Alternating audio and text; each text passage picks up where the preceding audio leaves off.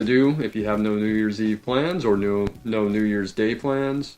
Or just even if you're, I don't want to say party, but having some kind of get-together, have it on in the background. Put it on in the background, exactly.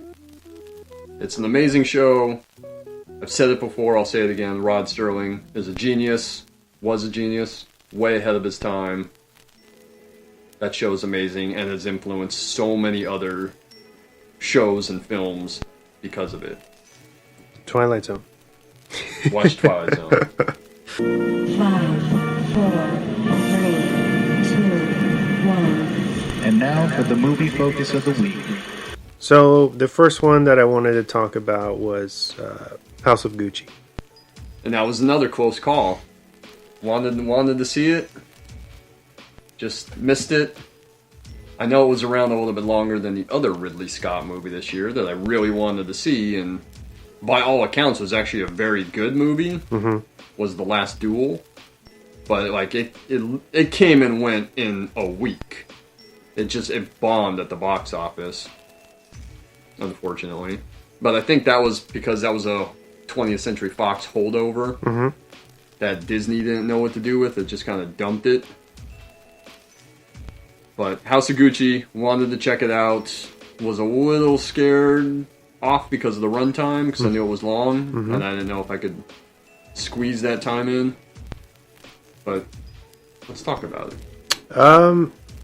It's really good. I feel like it doesn't take itself too seriously. It feels very Scorsese-esque.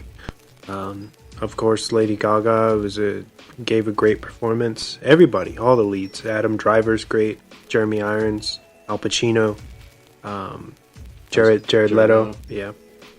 As Paulo, he's hilarious. He seemed like he was the real comic relief of the film from the trailers. Yes, that I'd seen. Yes, he is. He's got some great pieces in there.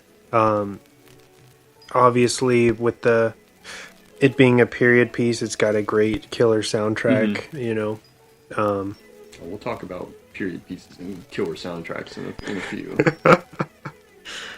Yeah, I really loved it, and I didn't mind the long runtime either.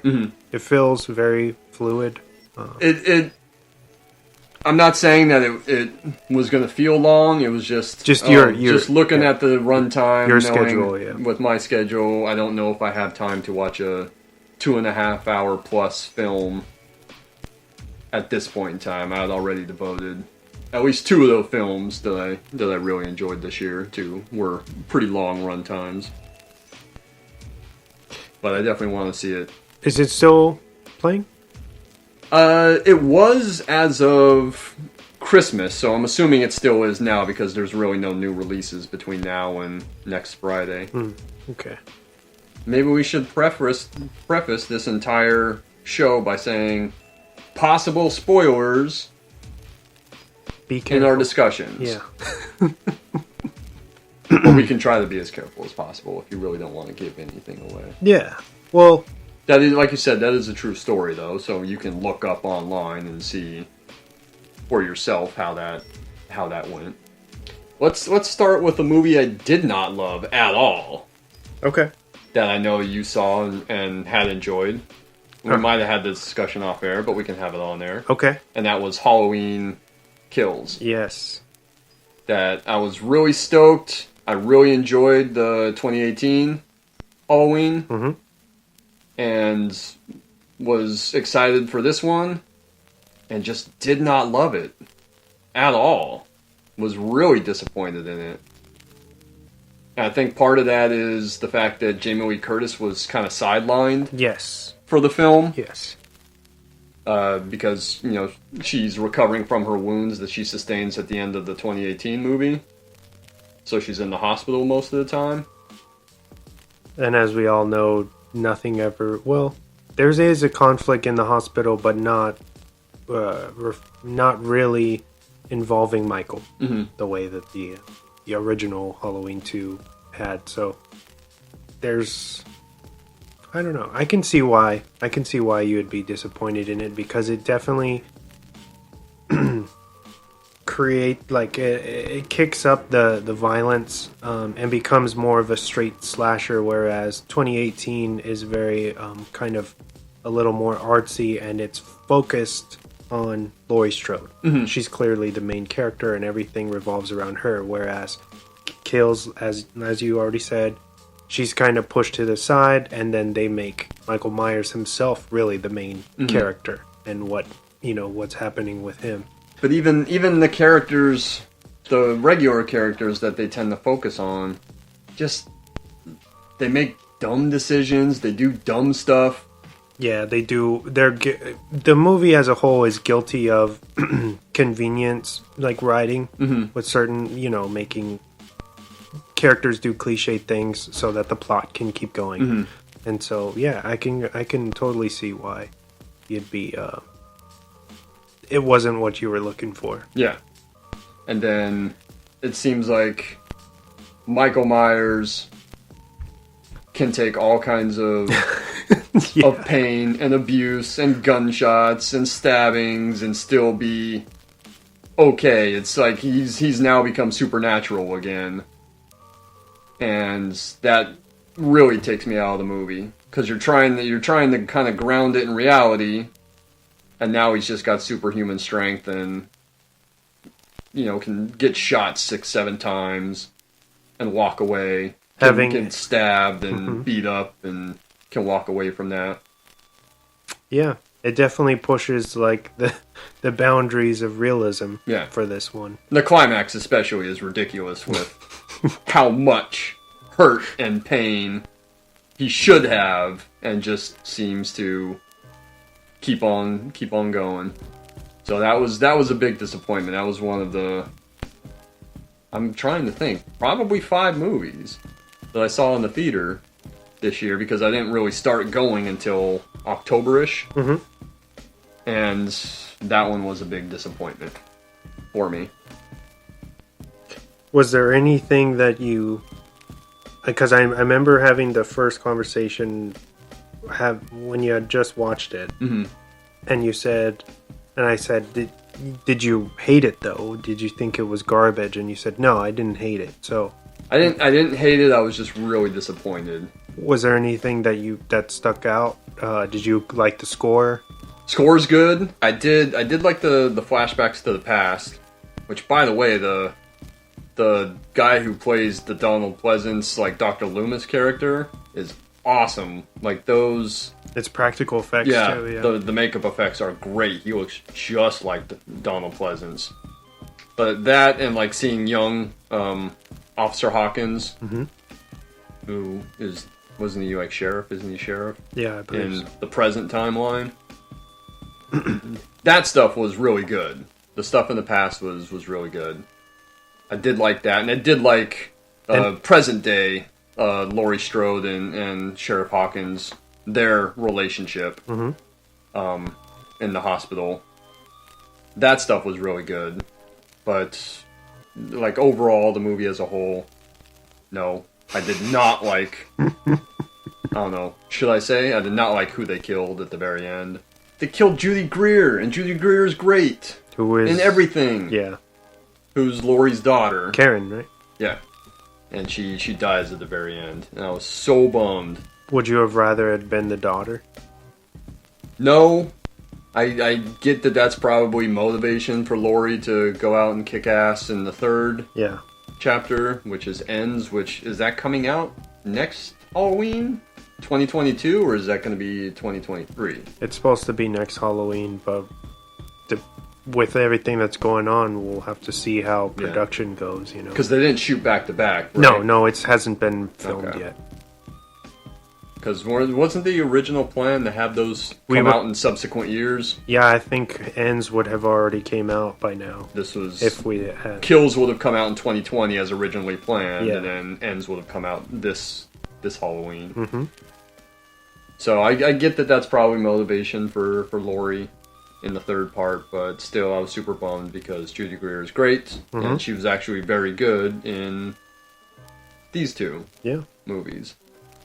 Like some stuff, overall, though, was very let down by it. John Carpenter's score still rules, though. I really enjoyed it. I felt like it's very different from the first one, like you were saying, and I feel like that's why you didn't enjoy it. It changed tonally a lot. It's very visceral and definitely shied away from a lot of things in favor of carnage and the body count, Yeah. Which, if that's what you're looking for, then I feel like you're gonna like it. If you like more elevated horror, maybe this isn't for you. But I enjoyed it because I'm a big Michael Myers fan. I know you guys always joke that I love all horror movies. And of course, I'm gonna be more lenient with the Halloween franchise because it's one of my favorites. But. Well, come on, man. You and I both know that, like, when they're chasing that other guy through the hospital, Yeah. thinking he's Michael Myers, he's like, that guy's like a foot shorter than Michael Myers, and he looks like Danny DeVito. Yeah. Like, who thinks that that's Michael Myers? And why, like, why did they have to pick? Because I know that's the same actor from 2018 that's the guy out on that the escapes with him. That's on the what do you call it? The yard in the beginning where they're all tied up and everything. But it would have been so easy to just pick one of the other dudes that's more this guy's height. Yeah, that's taller, looks a little more muscular. Yeah. But they're like chasing him through the hospital, going, "That's Michael Myers. That's Michael Myers." And everybody and Laurie tries to stop him, and they're just like, nobody's listening. I enjoyed it. Yeah. Mainly I felt like Michael felt very angry, probably because of what happened to him at the end of the first film, He got outsmarted. Yeah.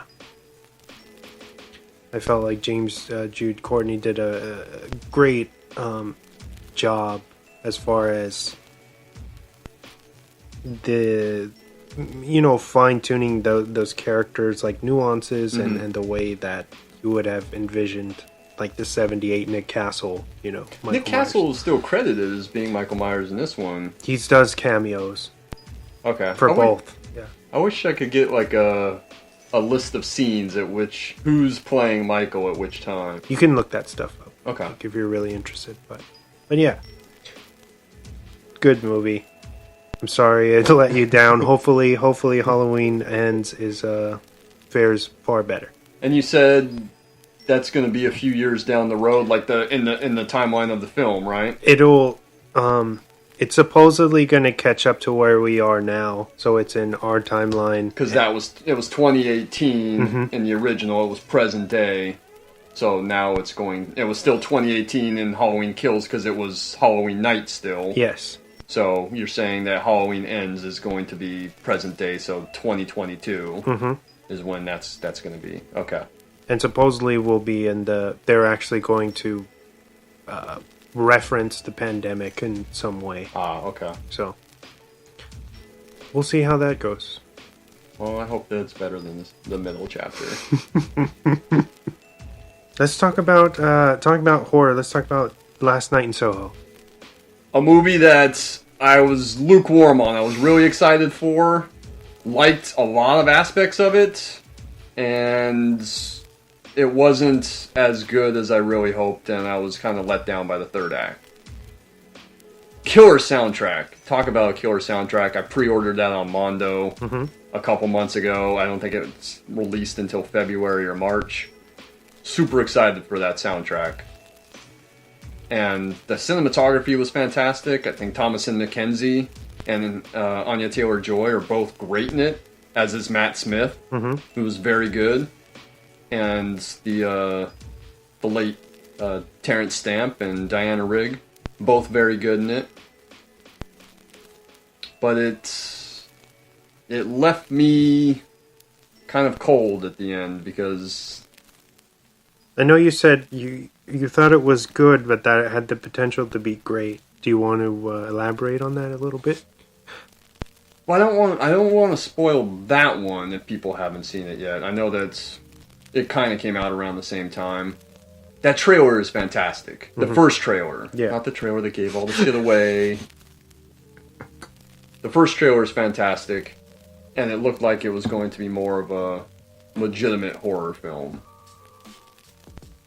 And I was kind of excited for Edgar Wright to do a legitimate horror film. Yeah, it builds all of this tension, and